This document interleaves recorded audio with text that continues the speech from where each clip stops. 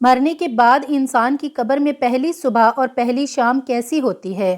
حضرت محمد صلی اللہ علیہ وآلہ وسلم نے فرمایا کہ جب انسان مرتا ہے تو قبر کی پہلی صبح بسم اللہ الرحمن الرحیم۔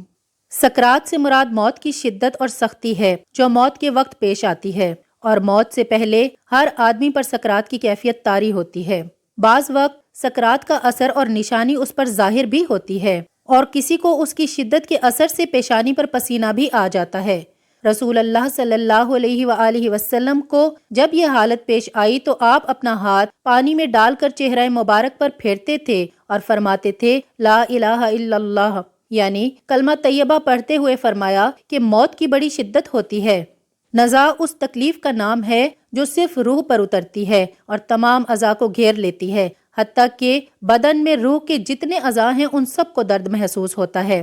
نزا کی تکلیف نفس روح پر حملہ آور ہوتی ہے اور تمام اعضاء کو گھیر لیتی ہے، کیونکہ ہر رگ، ہر پٹھے، بدن کے ہر حصے، ہر جوڑ، ہر بال کی جڑ اور کھال کے نیچے سے حتیٰ کہ سر کی چوٹی سے پیر تک ہر جگہ سے روح کو نکالا جاتا ہے۔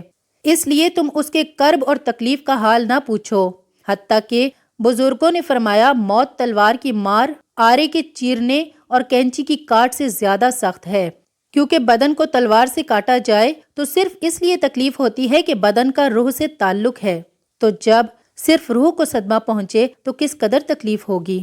نیز جب کسی شخص کو مارا جاتا ہے تو وہ مدد بھی مانگ سکتا ہے اور چیخ بھی سکتا ہے، کیونکہ اس کے دل اور زبان میں طاقت موجود ہوتی ہے، لیکن مرنے والے کی آواز اور چیخو پکار سخت تکلیف کی وجہ سے ختم ہو جاتی ہے، کیونکہ روح نکلنے کی بے انتہا تکلیف ہوتی ہے اور یہ دل پر سوار ہو کر پوری قوت کو ختم کر دیتی ہے۔ مرنے والے کے اعضاء کمزور پڑ جاتے ہیں اور کی طاقت باقی نہیں رہتی۔ یہ تکلیف عقل کو بھی ڈھانپ لیتی ہے، اوسان خطا کر دیتی ہے اور زبان کو بولنے سے روک دیتی ہے۔ موت کے وقت انسان چاہتا ہے کہ روئے، چلائے، مدد مانگے، لیکن وہ ایسا نہیں کر سکتا، اور اگر کچھ قوت باقی رہتی بھی ہے تو روح نکلنے کے وقت اس کے حلق اور سینے سے غرغرہ کی آوازیں سنائی دیتی ہیں اور اس کا رنگ مٹیالا ہو جاتا ہے، گویا اس سے وہی مٹی ظاہر ہوتی ہے جس سے وہ بنا تھا اور جو اس کی اصل فطرت ہے۔ اس کی رگیں کھینچ لی جاتی ہیں، حتیٰ کہ آنکھوں کے ڈیلے پلکوں کی طرف اٹھ جاتے ہیں، ہونٹ سکڑ جاتے ہیں، زبان اپنی جڑ کی طرف کھینچ لی جاتی ہے اور انگلیاں سبز ہو جاتی ہیں اور ٹھنڈی پڑ جاتی ہیں۔ تو ایسے بدن کا حال نہ پوچھو جس کی ہر رگ کھینچ لی گئی ہو۔ ذرا غور کیجئے کہ ایک رگ کھینچنے سے اتنی سخت تکلیف ہوتی ہے تو اس وقت کیا حال ہوگا جب درد میں مبتلا روح کو بھی کھینچ لیا جائے، اور کسی ایک رگ سے نہیں بلکہ تمام رگوں سے اسے کھینچا جاتا ہے، پھر ایک ایک کر کے ہر عضو میں موت واقع ہو جاتی ہے۔ پہلے اس کے قدم ٹھنڈے پڑتے ہیں، پھر پنڈلیاں اور پھر رانیں ٹھنڈی پڑ جاتی ہیں، اور ہر عضو میں نئی سختی اور شدت پیدا ہوتی ہے، حتیٰ کہ گلے تک نوبت آ پہنچتی ہے، اور اس وقت اس کی نظر دنیا اور دنیا والوں سے پھر جاتی ہے اور اس پر توبہ کا دروازہ بند ہو جاتا ہے اور اسے حسرت و ندامت گھیر لیتی ہے۔ موت کے وقت مسلمان کو جو تکلیف ہوتی ہے اس پر اللہ سبحانہ وتعالیٰ کی جانب سے انہیں نیکیاں عطا کی جاتی ہیں، جیسا کہ سنن ابن ماجہ میں روایت ہے، حضرت عائشہ رضی اللہ تعالی عنہا سے مروی ہے کہ رسول اللہ صلی اللہ علیہ وآلہ وسلم ان کے پاس تشریف لائے اس حال میں کہ ان کے پاس ان کا کوئی قریبی رشتہ دار موت کی سختی میں مبتلا تھا۔ رسول اکرم نے مشاہدہ فرما کر حضرت عائشہ سے فرمایا، اپنے رشتہ دار پر غمگین نہ ہو، اس لیے کہ یہ اس کی نیکیاں ہیں۔ اس حدیث سے معلوم ہوتا ہے کہ موت کے وقت ہونے والی سختی مرنے والے کی بدعمالیوں کا ہرگز نتیجہ نہیں ہوتی۔ مسلمان کے حق میں اس پر اجر و ثواب اور گناہوں کی معافی کی امید رکھنی چاہیے۔ جب حضرت سیدنا جابر بن زید رضی اللہ تعالی عنہ کی وفات کا وقت ہوا تو ان سے پوچھا گیا کہ کیا آپ رضی اللہ تعالی عنہ کو کسی چیز کی خواہش ہے؟ ارشاد فرمایا، امام حسن رضی اللہ تعالی عنہ کو دیکھنا چاہتا ہوں۔ حضرت سیدنا حسن رضی اللہ تعالی عنہ نے فرمایا، اے جابر، رسول اللہ صلی اللہ علیہ وآلہ وسلم کا فرمان ہے، مومن اللہ کی طرف سے کسی بھلائی پر ہوتا ہے، اگر وہ توبہ کرتا ہے تو اللہ سبحانہ وتعالی قبول فرماتا ہے، اور اگر کوئی عذر پیش کرتا ہے تو اس کا عذر قبول فرماتا ہے۔ اور اس کی علامت یہ ہے کہ وہ مومن روح نکلنے سے پہلے اپنے دل میں ٹھنڈک محسوس کرتا ہے۔ یہ سن کر حضرت سیدنا جابر رضی اللہ تعالی عنہ نے کہا، اللہ اکبر، بے شک میں اپنے دل میں ٹھنڈک محسوس کر رہا ہوں۔ پھر دعا کی، اے اللہ، بے شک میں تیرے ثواب کی خواہش رکھتا ہوں، لہٰذا تو میرے گمان کو سچ کر دے اور میرے خوف اور گھبراہٹ کو دور فرما دے۔ پھر آپ رضی اللہ تعالی عنہ نے کلمہ شہادت پڑھا اور انتقال فرما گئے۔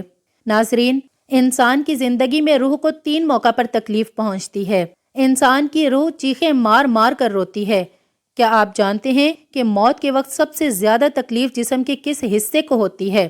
حضرت علی رضی اللہ تعالی عنہ سے جب یہی سوال پوچھا گیا تو حضرت علی نے فرمایا، موت آرے کے چیرنے اور کینچی کے کاٹنے سے زیادہ سخت ہے۔ آرے کے ذریعے چیرنے والے انسان کو آرے یا کینچی کے ذریعے کٹنے سے اتنی تکلیف نہیں ہوتی جتنی تکلیف موت کی دبوچ میں آنے والے انسان کو ہوتی ہے۔ انسان کی زندگی میں روح کو 3 موقع پر شدید صدمہ پہنچتا ہے۔ انسان کی روح دھاڑے مار مار کر روتی ہے۔ وہ 3 موقع کون کون سے ہیں؟ نمبر 1، انسان کے یہ جاننے کے باوجود بھی کہ یہ گناہ کبیرہ ہے، یہ گناہ عظیم ہے، اللہ سبحانہ و تعالیٰ یہ گناہ کرنے والے انسان پر غضبناک ہوتا ہے، یہ جاننے کے باوجود بھی انسان کسی غیر محرم عورت کو جب ننگا کرتا ہے، ننگا کر کے اپنی آنکھوں سے دیکھتا ہے، اپنے کانوں سے سن کے اسے ہوس کا نشانہ بناتا ہے، یہ وہ لمحہ ہوتا ہے جب انسان کی روح دھاڑے مار مار کر رو رہی ہوتی ہے، جب انسان کی روح کو صدمہ پہنچ رہا ہوتا ہے، ٹھیس پہنچ رہی ہوتی ہے۔ یہ وہ لمحہ ہوتا ہے کہ جب آسمان کے نوری فرشتے اس زانی پر لعنت کر رہے ہوتے ہیں، زانیہ عورت اور زانی مرد پر لعنت کر رہے ہوتے ہیں، حالانکہ اللہ سبحانہ و تعالیٰ کے نوری فرشتے اللہ سبحانہ و تعالیٰ کے حکم کے بغیر پر بھی نہیں مار سکتے اور لعنت کرتے ہیں، یہ بھی اللہ سبحانہ و تعالیٰ کے حکم پر ہی لعنت کرتے ہیں۔ تو یہ وہی لمحہ ہوتا ہے کہ جب انسان کی روح دھاڑے مار مار کر چیختی چلاتی ہے، روتی ہے۔ دوسرا وہ قدم جب انسان والدین کو اتنا دکھ دیتا ہے، اتنی تکلیفیں دیتا ہے کہ والدین اس انسان کے حق میں بد دعائیں کرنا شروع کر دیتے ہیں، اور یہ بدبخت انسان اپنی آنکھوں کے سامنے والدین سے بد دعائیں لیتا ہے۔ جب والدین بد دعائیں دے رہے ہوتے ہیں، یہ بدبخت انسان والدین کو دیکھ بھی رہا ہوتا ہے اور ان کے منہ سے نکلی بد دعائیں اپنے کانوں سے سن بھی رہا ہوتا ہے۔ یہ وہ لمحہ ہوتا ہے کہ جب انسان کی روح رو رہی ہوتی ہے۔ تیسرا موقع جب موت کا فرشتہ حضرت اسرائیل علیہ السلام انسان کی روح کو جسم سے الگ کرتے ہیں، انسان کی روح جسم سے کھینچ کر باہر نکالتے ہیں۔ ظاہر ہے کہ روح کا جسم سے گہرا تعلق ہے، تو جب یہ دونوں الگ الگ ہوتے ہیں تو روح کو گہرا صدمہ پہنچتا ہے۔ انسان کے جسم پر چھوٹا سا کانٹا لگ جائے تو انسان کو کتنی تکلیف ہوتی ہے، چھوٹی سی چوٹ لگ جائے تو انسان کو کتنی تکلیف ہوتی ہے، تو جب روح کو صدمہ پہنچے اس وقت انسان کو کتنی تکلیف ہوتی ہوگی۔ حضرت حکیم لقمان سے پوچھا گیا، حضرت موت کے وقت جسم کا وہ کون سا حصہ ہے جس کو سب سے زیادہ تکلیف ہوتی ہے، سب سے زیادہ صدمہ پہنچتا ہے؟ حضرت حکیم لقمان نے فرمایا، انسان کے وجود کا وہ حصہ جس کا روح کے ساتھ گہرا تعلق ہوتا ہے، اس حصے کو بہت ہی زیادہ تکلیف ہوتی ہے۔ پوچھا گیا، حضرت وہ کون سا حصہ ہے جس کا انسان کی روح کے ساتھ گہرا تعلق ہوتا ہے؟ تو حضرت حکیم لقمان نے فرمایا، اس حصے کو انسان کے وجود کا مرکز کہا جاتا ہے۔ یہ وہ حصہ ہے جو روح کے بغیر زندہ نہیں رہ سکتا۔ جیسے ہی روح جسم کو الوداع کہتی ہے، دل بھی کام کرنا چھوڑ دیتا ہے، اور جب یہ دونوں ایک دوسرے سے الگ ہو رہے ہوتے ہیں تو دونوں تکلیف میں ہوتے ہیں، دونوں کا درد انسان کا وجود برداشت نہیں کر پاتا۔ مرتے وقت ناخنوں کے درد کو بھی انسان محسوس کرتا ہے، بالوں کے درد کو بھی انسان محسوس کرتا ہے، حالانکہ یہ وہ حصے ہیں جس کے کاٹنے سے انسان کو تکلیف نہیں ہوتی، لیکن موت کے وقت ان کی تکلیف بھی انسان محسوس کرے گا۔ تو فرمایا، موت کے وقت سب سے زیادہ تکلیف دل کو ہوگی۔ فرمایا، اس دل کو پاک کر لو، اس دل کو پتھر نہ بناؤ، اس دل کو نرم کر لو۔ آپ صلی اللہ علیہ وآلہ وسلم سے پوچھا گیا، تو اس پتھر دل کو نرم کرنے کا کوئی نسخہ بتا دیں؟ تو آپ صلی اللہ علیہ وآلہ وسلم نے فرمایا، پتھر دلوں کو نرم کرنے کا ایک ہی نسخہ ہے، وہ ہے مسکینوں کو کھانا کھلانا، یتیموں کے سروں پر شفقت بھرا ہاتھ رکھنا۔ مسکینوں کو کھانا تم کھلاؤ، تمہارے دلوں کو نرم میرا اللہ کرے گا۔ انسان اپنی زندگی میں بہت سے کام محض اپنی لذت یا خواہش کو پورا کرنے کے لیے کرتا ہے، جس کی وجہ سے یا تو اس کا پیسہ برباد ہوتا ہے یا صحت برباد ہوتی ہے۔ موت کو یاد رکھنے والے کی خواہشات کم ہو جاتی ہیں۔ اسی کے بارے میں نبی پاک صلی اللہ علیہ وآلہ وسلم نے فرمایا، لذتوں کو ختم کرنے والی موت کو کثرت سے یاد کرو۔ بارگاہ رسالت میں عرض کی گئی، کون سا مومن زیادہ عقل مند ہے؟ ارشاد فرمایا، موت کو کثرت سے یاد کرنے والا اور موت سے پہلے موت کی تیاری کرنے والے، یہی لوگ زیادہ سمجھدار ہیں۔ ہر شخص کی جتنی زندگی مقرر ہے اس میں نہ زیادتی ہو سکتی ہے اور نہ کمی۔ جب زندگی کا وقت پورا ہو جاتا ہے تو اس وقت حضرت اسرائیل علیہ السلام روح قبض کرنے کے لیے آتے ہیں اور اس شخص کے دائیں بائیں جہاں تک نگاہ کام کرتی ہے اسے فرشتے دکھائی دیتے ہیں۔ مسلمانوں کے آس پاس رحمت کے فرشتے ہوتے ہیں اور کافر کے دائیں بائیں عذاب کے فرشتے ہوتے ہیں۔ اس وقت ہر شخص پر اسلام کی حقانیت آفتاب سے بھی زیادہ روشن ہو جاتی ہے، مگر اس وقت کا ایمان معتبر نہیں، اس لیے کہ حکم ایمان بالغیب کا ہے، اور اب غیب نہ رہا بلکہ یہ چیزیں مشاہدہ ہو گئیں۔ مرنے کے بعد مسلمان کی روحیں حسب مرتبہ مختلف مقاموں میں رہتی ہیں، بعض کی قبر پر، بعض کی زمزم شریف میں، بعض کی آسمان و زمین کے درمیان، بعض کی پہلے دوسرے ساتویں آسمان تک، اور بعض کی آسمانوں سے بھی بلند، اور بعض کی روحیں زیر عرش قندیلوں میں اور بعض کی علیین میں۔ مگر کہیں بھی ہوں اپنے جسم سے ان کا تعلق بدستور رہتا ہے، تو جو کوئی بھی قبر پر آتا ہے تو وہ اسے دیکھتے ہیں، پہچانتے ہیں اور اس کی بات سنتے ہیں۔ حدیث میں ہے کہ ایک طائر پہلے قفس میں بند تھا اور اب آزاد کر دیا گیا۔ علماء کرام فرماتے ہیں، بے شک پاک روحیں جب جسم سے جدا ہوتی ہیں تو عالم بالا سے مل جاتی ہیں اور سب کچھ ایسا دیکھتی اور سنتی ہیں جیسے یہاں حاضر ہیں۔ حدیث میں فرمایا گیا ہے کہ جب مسلمان مرتا ہے تو اس کی راہ کھول دی جاتی ہے، جہاں دل چاہے جائیں۔ مردہ کلام بھی کرتا ہے اور اس کے کلام کو جن و انس کے سوا تمام حیوانات وغیرہ سنتے ہیں۔ جب مردے کو قبر میں دفن کرتے ہیں اس وقت اس کو قبر دباتی ہے۔ اگر وہ مسلمان ہے تو اس کا دبانا ایسا ہوتا ہے کہ جیسے ماں پیار سے اپنے بچے کو زور سے سینے سے چمٹا لیتی ہے، اور اگر وہ کافر ہے تو اس کو اتنے زور سے دباتی ہے کہ ادھر کی پسلیاں ادھر اور ادھر کی پسلیاں ادھر ہو جاتی ہیں۔ جب دفن کرنے والے دفن کر کے وہاں سے چلے جاتے ہیں تو وہ ان کے جوتوں کی آواز سنتا ہے۔ اس وقت اس کے پاس دو فرشتے اپنے دانتوں سے زمین چیرتے ہوئے آتے ہیں اور نہایت سختی کے ساتھ کرخت آواز میں سوال کرتے ہیں۔ پہلا سوال، تیرا رب کون ہے؟ دوسرا سوال، تیرا دین کیا ہے؟ تیسرا سوال، ان کے بارے میں تو کیا کہتا ہے؟ مسلمان ہے تو پہلے سوال کا جواب دے گا، میرا رب اللہ ہے، اور دوسرے کا جواب دے گا، میرا دین اسلام ہے، اور تیسرے کا جواب دے گا، وہ تو رسول اللہ صلی اللہ علیہ وآلہ وسلم ہیں۔ اس وقت آسمان سے ایک منادی ندا کرے گا کہ میرے بندے نے سچ کہا، اس کے لیے جنت کا بچھونا بچھاؤ اور جنت کا لباس پہناؤ، اور اس کے لیے جنت کی طرف ایک دروازہ کھول دو۔ جنت کی ہوا اور خوشبو اس کے پاس آتی رہے گی، اور جہاں تک نگاہ جائے گی وہاں تک اس کی قبر کشادہ کر دی جائے گی، اور اس سے کہا جائے گا کہ تو سو جا۔ پہلے اس کے بائیں ہاتھ کی طرف جہنم کی کھڑکی کھولیں گے جس سے گرم ہوا اور سخت بدبو آئے گی، پھر وہ بند کر دیں گے۔ اس کے بعد دائیں طرف سے جنت کی کھڑکی کھولیں گے اور اس سے کہا جائے گا کہ اگر تو ان سوالوں کے صحیح جواب نہ دیتا تو تیرے واسطے وہ تھی اور اب یہ ہے، تاکہ وہ اپنے رب کی نعمتوں کی قدر جانے کہ کیسے بالائے عظیم سے بچا کر کیسی نعمت عظمیٰ عطا فرمائی۔ اور اگر مردہ منکر ہے تو سب سوالوں کے جواب میں یہ کہے گا، افسوس مجھے تو کچھ معلوم نہیں، میں لوگوں کو کہتے سنتا تھا، خود بھی کہتا تھا۔ اس وقت ایک پکارنے والا آسمان سے پکارے گا کہ یہ جھوٹا ہے، اس کے لیے آگ کا بچھونا بچھاؤ اور آگ کا لباس پہناؤ اور جہنم کی طرف ایک دروازہ کھول دو، پھر اس کی گرمی کی شدت اس کو پہنچے گی اور اس پر عذاب دینے کے لیے دو فرشتے مقرر ہوں گے جو اندھے اور بہرے ہوں گے۔ ان کے ساتھ لوہے کا گرز ہوگا کہ پہاڑ پر اگر مارا جائے تو وہ خاک ہو جائے۔ وہ فرشتے ہتھوڑے سے اس کو مارتے رہیں گے، سانپ اور بچھو اسے عذاب پہنچاتے رہیں گے۔ اعمال اتنی مناسب شکل پر متشکل ہو کر کتا یا بھیڑیا یا اور شکل کے بن کر اس کو ایذا پہنچائیں گے۔ نبی کریم صلی اللہ علیہ وآلہ وسلم نے فرمایا، موت کو کثرت سے یاد کیا کرو کیونکہ وہ گناہوں کو زائل کرتی ہے اور دنیا سے بے رغبتی پیدا کرتی ہے۔ سیدنا حسن بصری رحمۃ اللہ علیہ فرماتے ہیں کہ جس نے موت کی یاد دل میں بسا لی تو دنیا کی ساری مصیبتیں اس پر آسان ہو جائیں گی۔ ایک خاتون نے ام المومنین حضرت عائشہ صدیقہ رضی اللہ تعالی عنہا کی بارگاہ میں دل کی سختی کی شکایت کی تو آپ نے فرمایا، موت کو کثرت سے یاد کیا کرو، تمہارا دل نرم ہو جائے گا۔